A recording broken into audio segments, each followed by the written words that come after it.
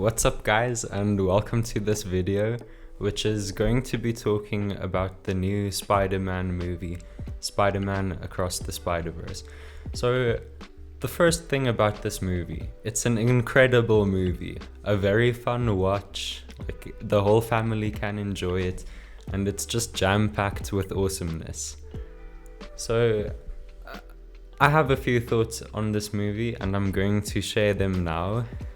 They may include very small spoilers, but nothing big about the plot is going to be touched at all, and you can still watch this video and enjoy the movie 100%.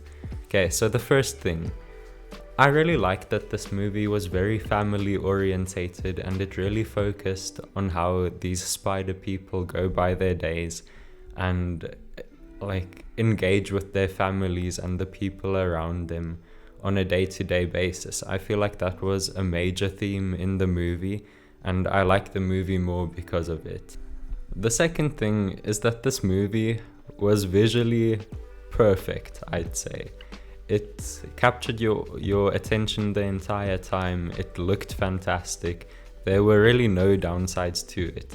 I mean, even the way they used color theory in small ways to make different characters pop and to highlight the emotional feelings behind different characters. Like, for example, when Gwen Stacy spoke to her dad was always shown in warmer colors, while she was shown in like different shades of blues.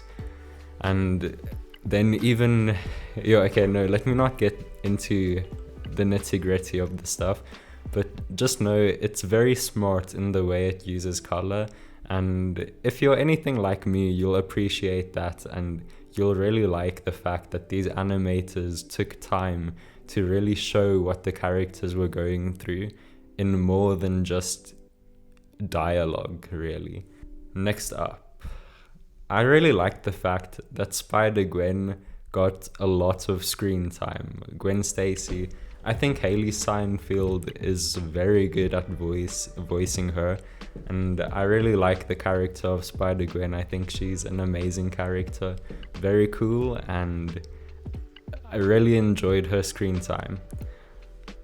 Another character I really like, and I don't think this is like controversial or anything, but Miles Morales is very charismatic and he just makes the film so fun. I think everyone can vouch for him while watching the movie, and it really adds to a movie to have such a likable and relatable character, especially if he's the main character.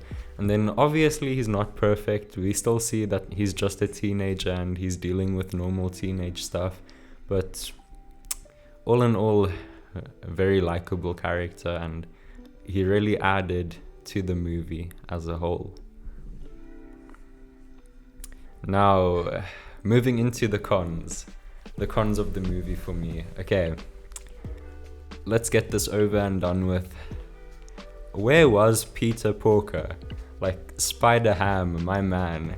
He really needed more screen time. Like, I think he only had one sentence in the entire movie, and it was from the first installment, Spider-Man Into the Spider-Verse. Dude, John Mulaney is the best voice actor currently, and I stand by this. He's the best voice actor in Hollywood currently, and his character, Peter Porker, needed more time on our screens. Like, come on. The people at Marvel, please try to include Peter Porker, Spider-Ham, my man, as much as possible. We really need him in these installments. Okay, another con I had for this movie. This whole multiverse thing is really played out, and I don't like multiverse movies anymore, guys. I'm sorry. Like, back in, I think probably the early 2000s, early 2010s, we had the DC Flash series that was all about the multiverse, and I never liked that series, but that's where the multiverse problem started. Then the Avengers all of a sudden decided, okay, we are going to explore the multiverse now, and everything Marvel's been doing for the last probably 5 years have just been multiverse related. it really takes a toll on you to not be able to watch unique films anymore with like unique plots and a unique idea driving the action in the movie.